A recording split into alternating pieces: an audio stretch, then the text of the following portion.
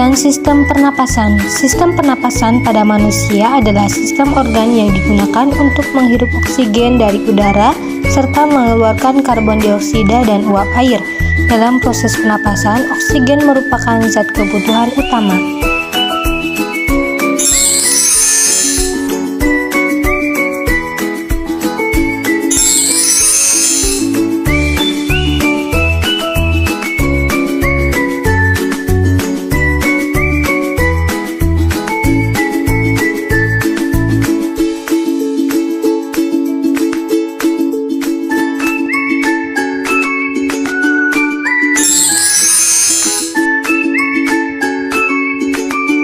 Hidung.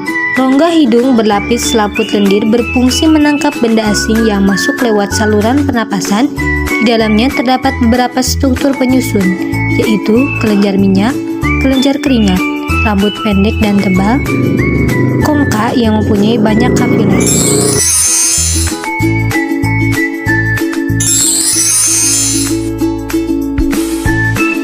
Paring. Udara yang masuk dari rongga hidung akan melewati tenggorokan. Tenggorokan memiliki dua cabang saluran, yaitu pernapasan dan saluran pencernaan yang terletak di bagian belakang. Paring terletak di bagian belakang rongga hidung mulut. Tekak ini merupakan persimpangan antara saluran pencernaan dengan saluran pernapasan. Fungsi dari paring adalah sebagai penyalur, jadi udara yang masuk ke tubuh disalurkan lewat paring ke trakea. Laring. Pangkal tenggorokan adalah organ pernapasan yang berbentuk seperti saluran dan dikelilingi oleh tulang rawan. Pada pangkal tenggorokan terdapat sebuah katup yang disebut juga dengan epiglottis. Epiglottis ini berfungsi mengatur jalannya makanan, udara pernapasan sesuai dengan salurannya masing-masing.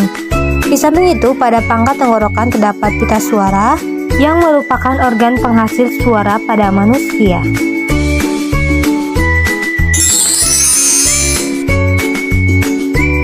Trakea. Tenggorokan adalah organ berbentuk pipa dan terletak di sebagian leher sampai rongga dada. Tenggorokan berupa pipa yang panjangnya 10 cm terletak sebagian di leher dan sebagian di rongga dada. Dinding tenggorokan tipis dan kaku, dikelilingi oleh cincin tulang rawan. Pada bagian dalam rongga terdapat epitel bersilia.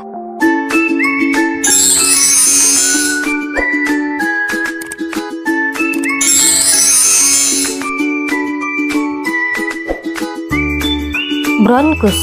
Batang tenggorokan merupakan saluran penghubung antara rongga hidung, rongga mulut, dan paru-paru. Dinding batang tenggorokan tersusun dari cincin tulang rawan yang di dalamnya terdapat rambut-rambut getar atau silia yang berfungsi menyaring udara pernapasan. Cabang tenggorokan atau trakea ini bercabang menjadi dua bagian, yaitu bronkus kanan dan bronkus kiri. Struktur lapisan ini adalah mukosa bronkus sama dengan trakea. Hanya tulang rawan bronkus berbentuknya tidak teratur dan pada bagian bronkus lebih besar, cincin tulang rawannya melingkari lumen dengan sempurna.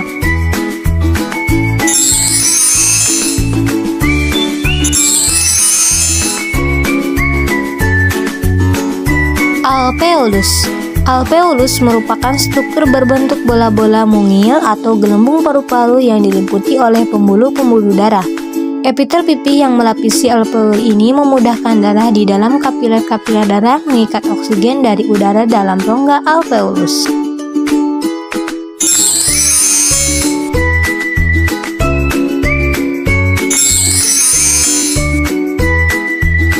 Paru-paru. Paru-paru terletak di rongga dada tepat di atas sekat diafragma. Diafragma adalah sekat rongga badan yang membatasi rongga dada dan rongga perut. Paru-paru terdiri dari dua bagian, yaitu paru-paru kanan memiliki 3 lobus sehingga lebih besar daripada paru-paru kiri yang terdiri dari 2 lobus. Paru-paru dibungkus oleh 2 lapis selaput paru-paru atau pleura. Di bagian dalam paru-paru terdapat gelembung halus yang merupakan perluasan permukaan paru-paru yang disebut juga dengan alveolus.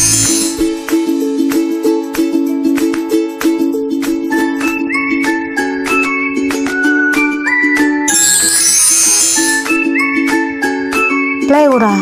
Pleura merupakan selaput pembungkus paru-paru yang terdiri atas pleura visceral, pleura parietal, ada pleura costalis, pleura diaphragmatica, dan pleura cervicalis.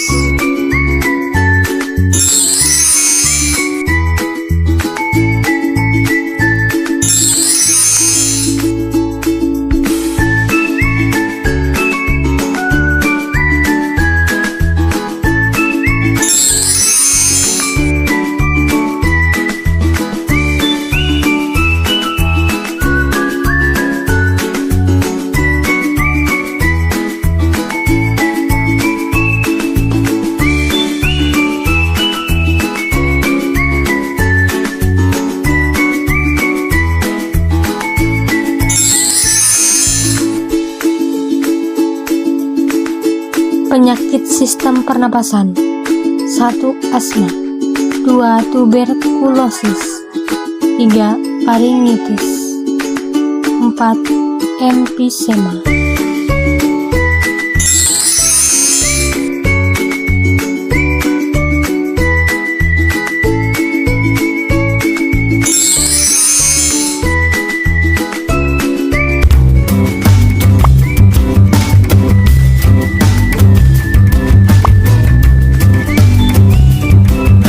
Hai, perkenalkan, namaku Alve. Apa kabar kalian semua? Hari ini aku akan menjelaskan proses pernafasan pada manusia loh. Disimak ya. Pernafasan pada manusia adalah proses masuknya gas oksigen ke dalam tubuh kita dan diproses di paru-paru. Kemudian dikeluarkannya gas karbon dioksida setelah proses di dalam paru-paru selesai. Atau secara sederhana, pernafasan pada manusia adalah kegiatan menghirup udara yang mengandung oksigen atau O2 dan mengeluarkan udara yang mengandung karbon dioksida atau CO2. Dalam proses pernafasan, kita memerlukan alat pernafasan. Alat-alat pernafasan ini bisa kita singkat dengan I-teru, I hidung, T tenggorokan, RU paru-paru. I hidung. Perjalanan udara memasuki paru-paru dimulai ketika udara melewati hidung. Di lubang hidung, udara disaring oleh rambut-rambut halus. T tenggorokan. Setelah melalui rongga hidung, udara akan melewati tenggorokan sebelum menuju paru-paru. Di tenggorokan udara melewati 3 saluran, yaitu faring, laring, dan trakea. RU paru-paru. Setelah di tenggorokan, udara akan menuju paru-paru. Namun sebelum diproses di paru-paru, udara akan melewati saluran yang bercabang 2. Kedua cabang tersebut dinamakan bronkus. Setiap bronkus terhubung dengan paru-paru sebelah kanan dan sebelah kiri. Bronkus bercabang-cabang lagi. Cabang yang lebih kecil disebut dengan bronkiolus. Bronkiolus bermuara pada alveolus. Alveolus berfungsi sebagai tempat pertukaran gas karbon dioksida dan uap air dengan oksigen. Setiap kamu bernafas, udara segar yang mengandung oksigen masuk ke paru-paru. Oksigen itu kemudian akan diedarkan ke seluruh tubuh melalui pembuluh darah. Dan di saat yang bersamaan, karbon dioksida dikeluarkan dari dalam tubuh melalui paru-paru. Fase pernafasan pada manusia terbagi menjadi 2 jenis, yaitu fase inspirasi dan fase ekspirasi. Fase inspirasi adalah proses ketika udara masuk ke dalam saluran pernafasan. Inspirasi terjadi saat kita menghirup udara. Fase ekspirasi adalah proses ketika udara keluar dari saluran pernafasan. Ekspirasi terjadi saat kita menghembuskan nafas atau mengeluarkan udara dari paru-paru kita. Pernafasan terbagi menjadi 2 jenis, yaitu pernafasan dada dan pernafasan perut. Pernafasan dada mempunyai proses seperti berikut ini. Inspirasi terjadi ketika otot antar tulang rusuk berkontraksi, tulang rusuk akan terangkat dan rongga dada membesar. Tekanan udara dalam rongga dada menurun, sehingga terjadi aliran udara dari lingkungan ke dalam saluran pernafasan. Ekspirasi terjadi ketika otot antar tulang rusuk mengendur atau disebut relaksasi, yang menyebabkan mengecilnya rongga dada. Pernafasan perut. Selama inspirasi, otot diafragma berkontraksi sehingga posisi permukaan diafragma menjadi mendatar. Akibatnya volume rongga dada dan paru-paru membesar. Sebaliknya, selama ekspirasi, otot diafragma mengalami relaksasi sehingga menyebabkan posisi permukaan diafragma menjadi melengkung ke atas. Akibatnya, volume rongga dada dan rongga paru-paru menjadi mengecil.